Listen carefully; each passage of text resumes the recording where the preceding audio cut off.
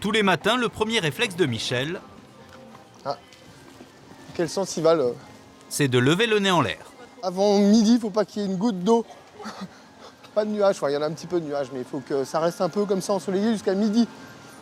Après, l'après-midi, ça va. Vous voulez dire une fois qu'ils sont rentrés, qu'ils ont payé, ils restent? Ben oui.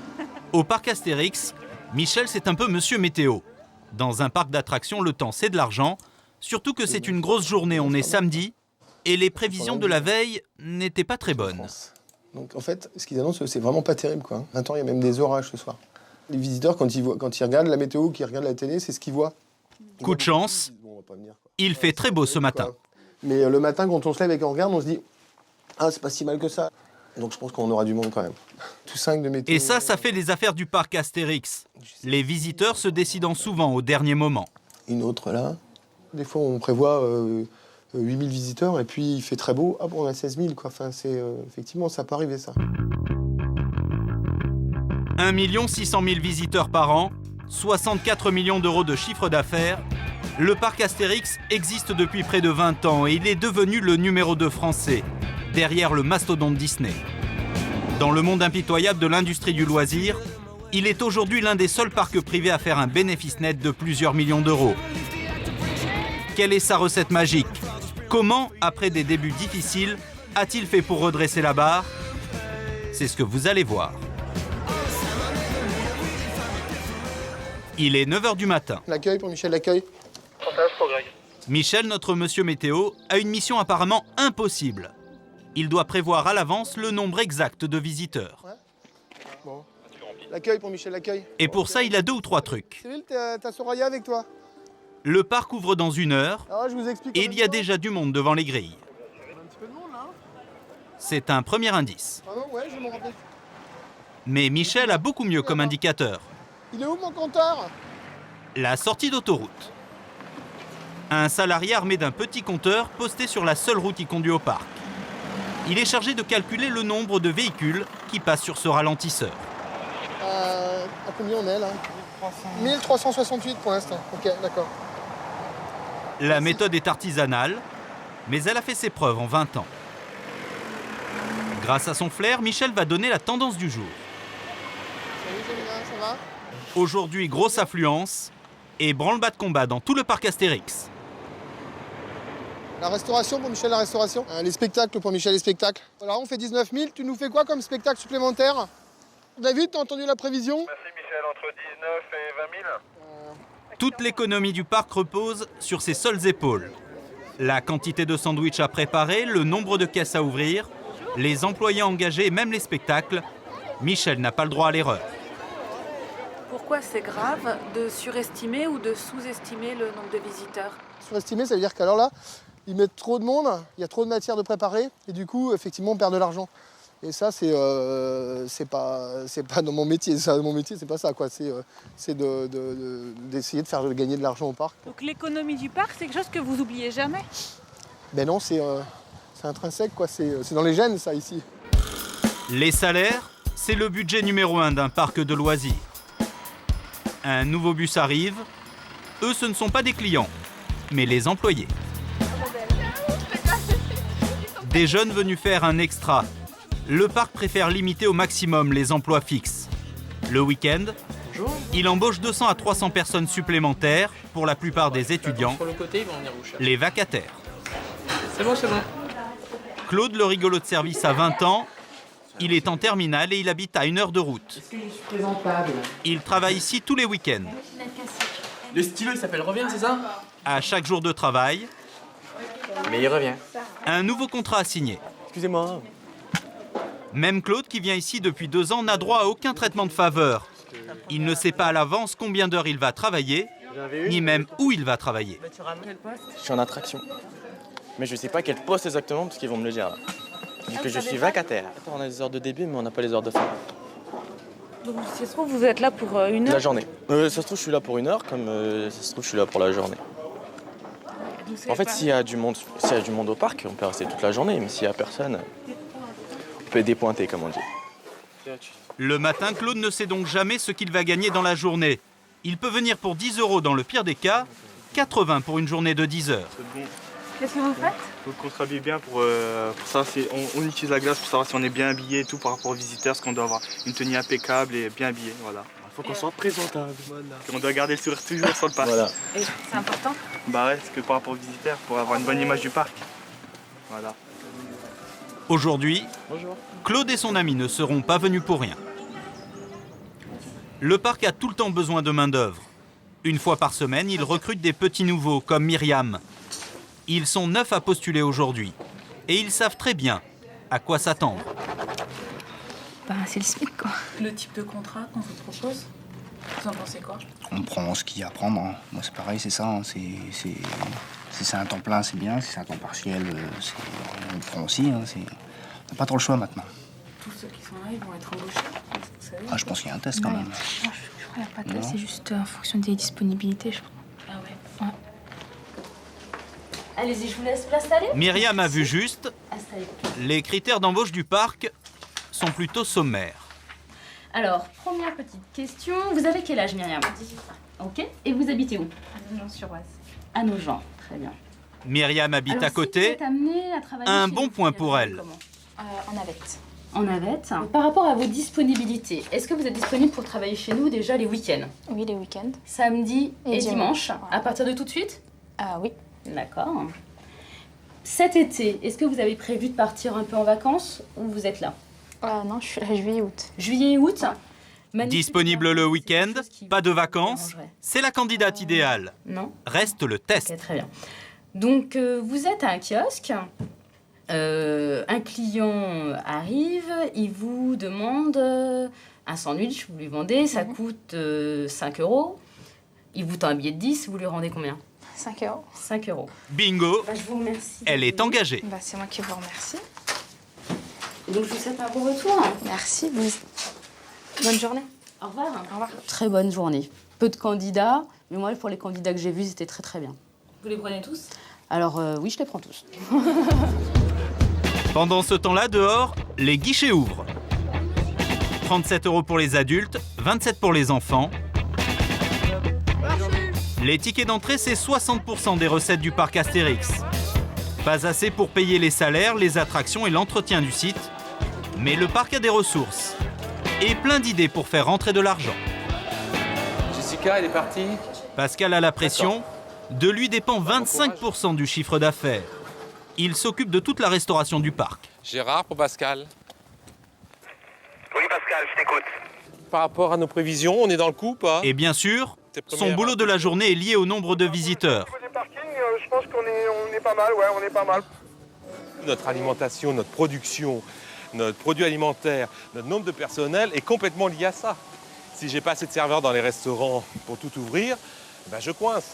Si j'en ai trop, je me plante au niveau résultat. Mais si Pascal vient sur Gérard place, pour Pascal, Gérard. c'est pour voir à quel type de visiteur il va avoir affaire aujourd'hui. Parce que ça aussi, ça compte. Ils sont jeunes.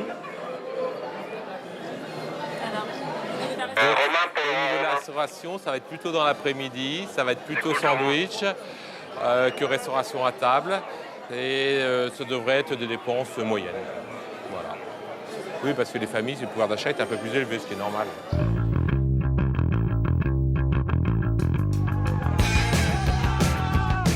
« 10h, le parc ouvre enfin ses portes. C'est la ruée vers les attractions. Enfin, pas pour tout le monde. Pascal, lui, a du pain sur la planche.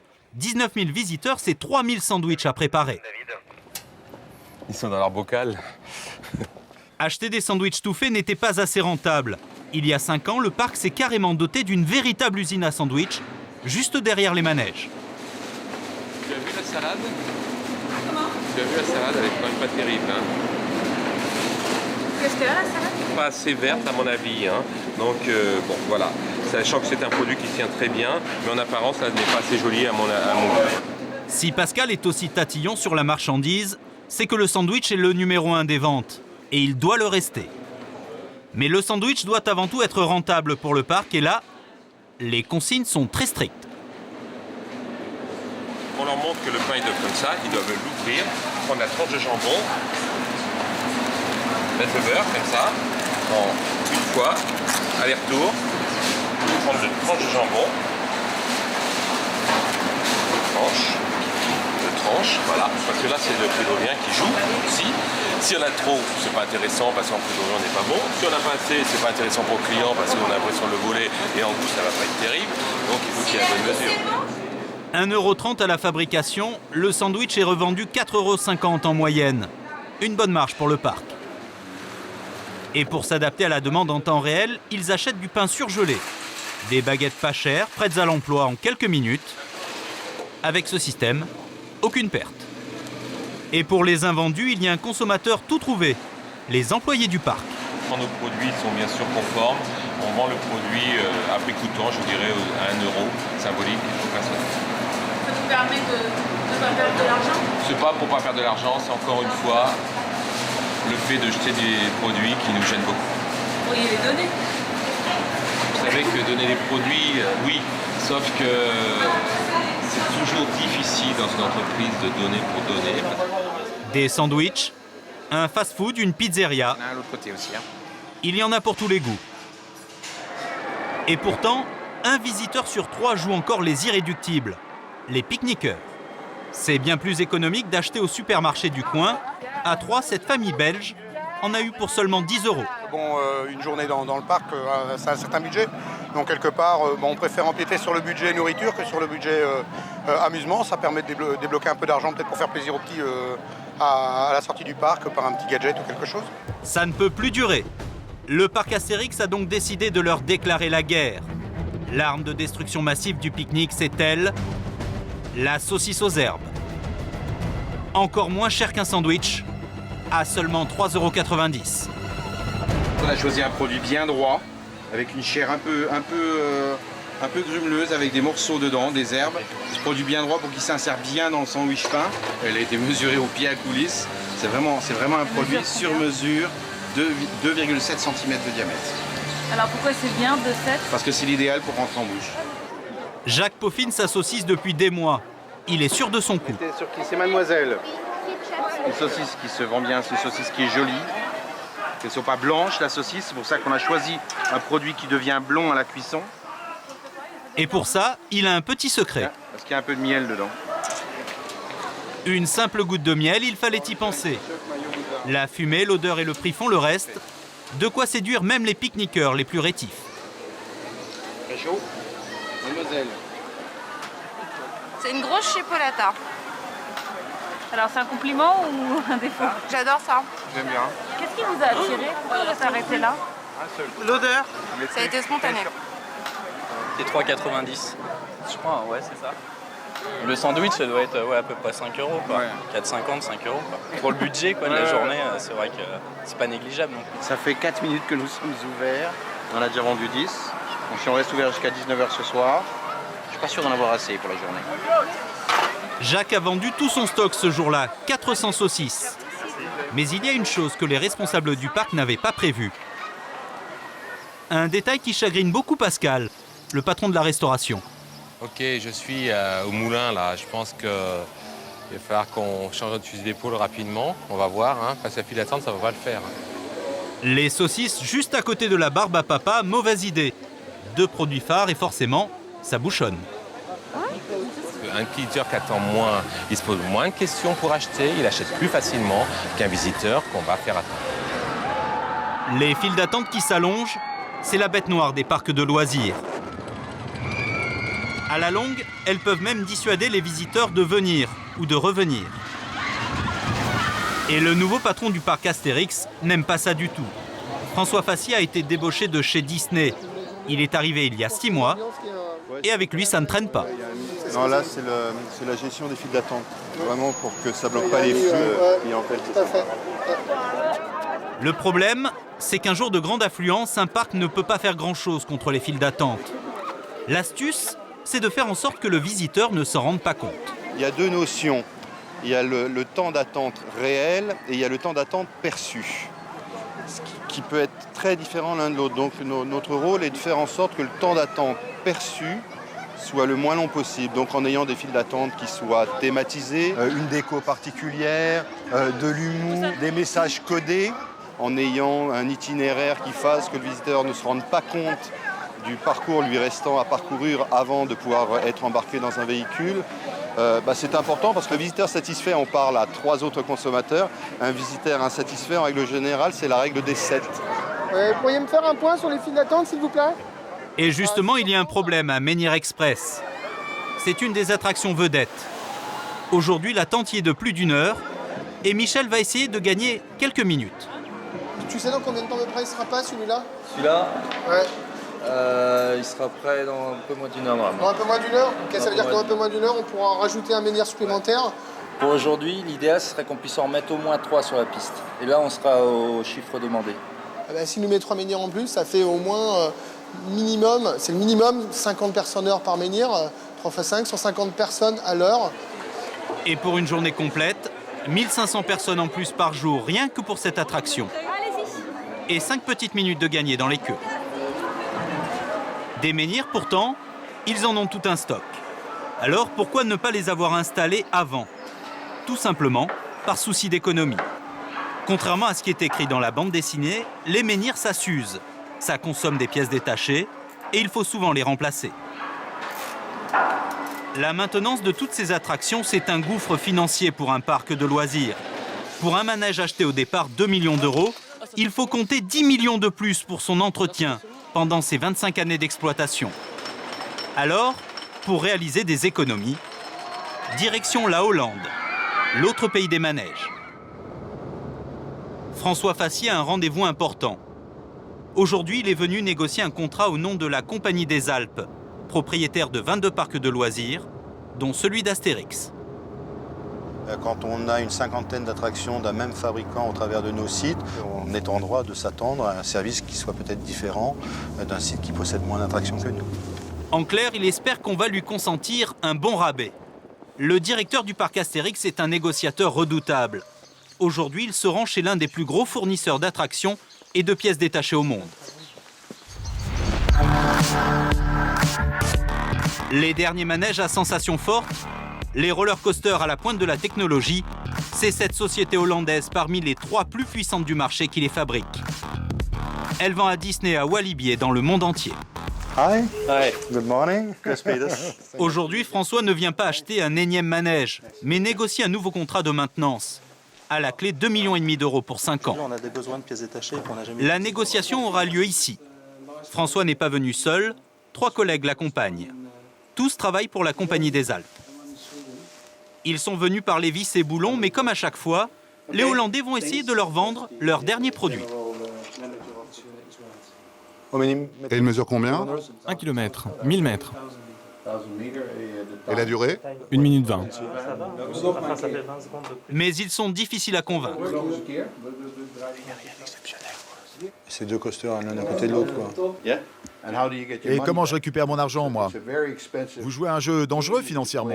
C'est très risqué de s'aventurer là-dedans. On ne peut pas faire d'argent avec ça. Raté. La société hollandaise va revenir à la charge, avec un projet très novateur, encore au stade d'image de synthèse.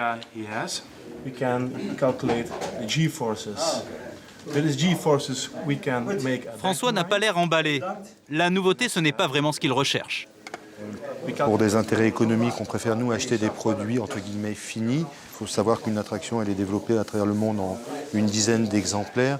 Et pour nous, il est intéressant d'acheter une attraction qui existe, qui a d'ores et déjà été conçue et dont on n'aura pas forcément à essuyer les plâtres. Trop risqué, trop cher, et son collègue belge de donner la leçon. Quand vous concevez un design, il est important que vous gardiez toujours en tête le concept de la 2 chevaux. Vous comprenez ce que ça veut dire? Un design très simple, qui dure longtemps, pas cher à entretenir. C'est là que tout se joue, dans la maintenance. Ça coûte beaucoup d'argent. Le principe de la 2 chevaux, gardez-le toujours en tête, mon garçon. C'est dans le hangar où sont testés les prototypes que François va finalement trouver son bonheur. Un nouveau système de suspension des sièges fait d'un seul bloc. Une aubaine. Moins de pièces détachées, moins d'usure, donc moins de dépenses. Par sa fabrication, c'est un produit qui durera plus longtemps et qui nécessitera moins de coûts de maintenance. Donc c'est le genre de nouveauté qui pour les parcs est très intéressante. On essaye d'optimiser nos coûts et de faire plus avec autant. Donc en effet, faire des économies sur la partie invisible pour le visiteur, ça représente tout intérêt, et pour lui parce qu'il ne le voit pas, et pour nous parce que ça nous garantit de pouvoir justement réinvestir là où c'est plus visible. Vous parlez pas tellement d'argent en fait aujourd'hui. Pas ce matin. On va d'abord déjeuner, on va passer au déjeuner, puis on parlera d'argent après.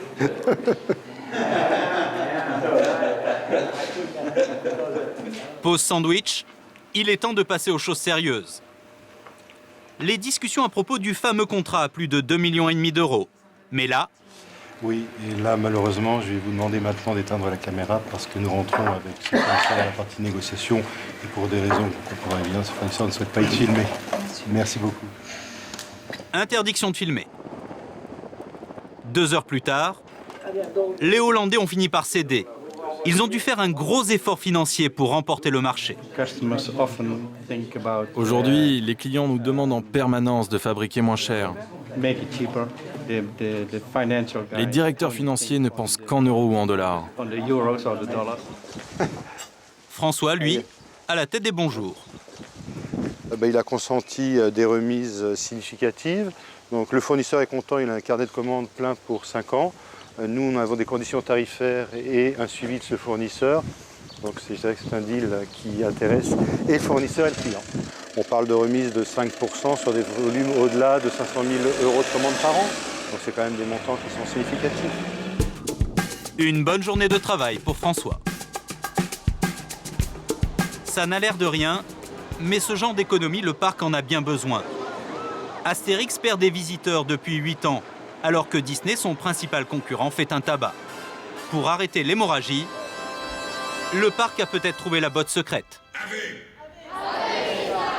Sa potion magique, la dernière attraction tout juste inaugurée. Un show interactif et en 3D à destination de la famille. Son prix d'achat, 12 millions d'euros, le plus gros investissement depuis la création du parc.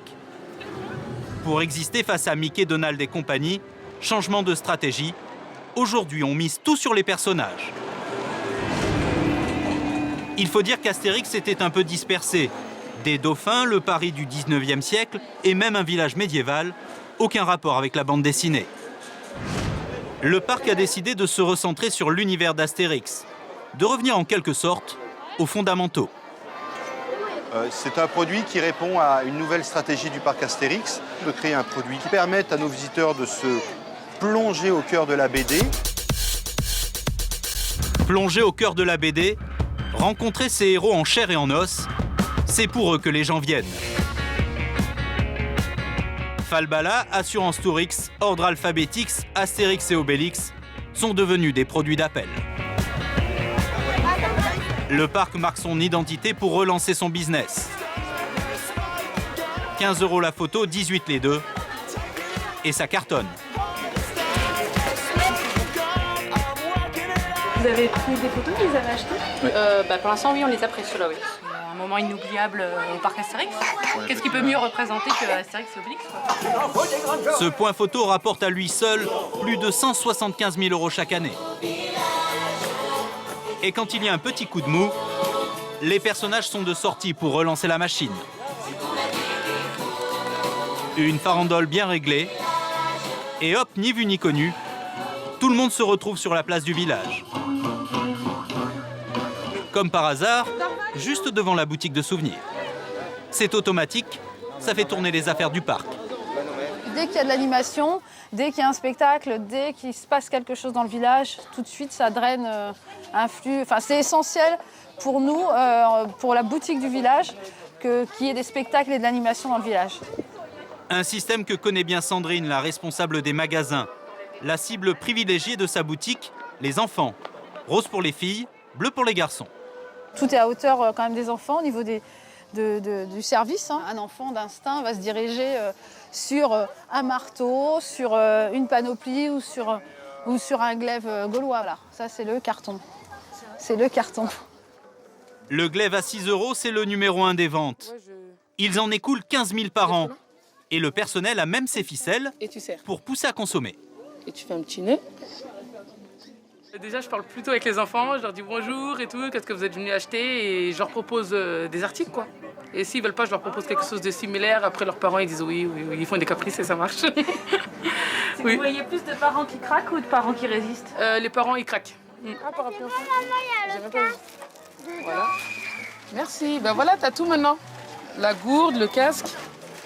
Ça vous fera 29,86 €. Les boutiques du parc ont des gros objectifs à remplir. C'est toi. On a une dépense par visiteur à faire sur l'ensemble de la boutique. À peu près 1 €. 1 € par visiteur. C'est rien. S'il y a 20 000 visiteurs, ça fait quand même... si, c'est pas rien. Ces objectifs n'ont pas été calculés au hasard, mais pour couvrir des frais que le visiteur ne peut pas soupçonner. Le parc reverse 3% de son chiffre d'affaires aux éditions Albert René. C'est le prix à payer pour exploiter l'image du sympathique petit Gaulois. Les familles Derzo et Goscinny touchent sur tout. Chaque ticket d'entrée, chaque sandwich vendu, c'est 3% pour eux. L'année dernière, le parc a ainsi reversé près de 2 millions d'euros de royalties.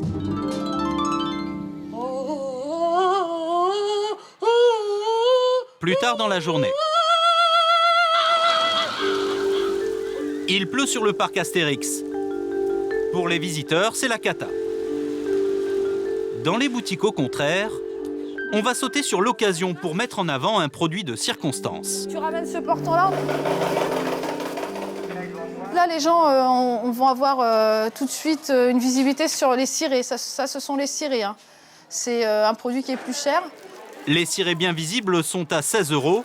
Les ponchos en plastique, un peu plus loin, sont à 6,50 €. Pour Sandrine, il n'y a pas de petit profit. Parce qu'on veut faire du chiffre d'affaires, tout simplement.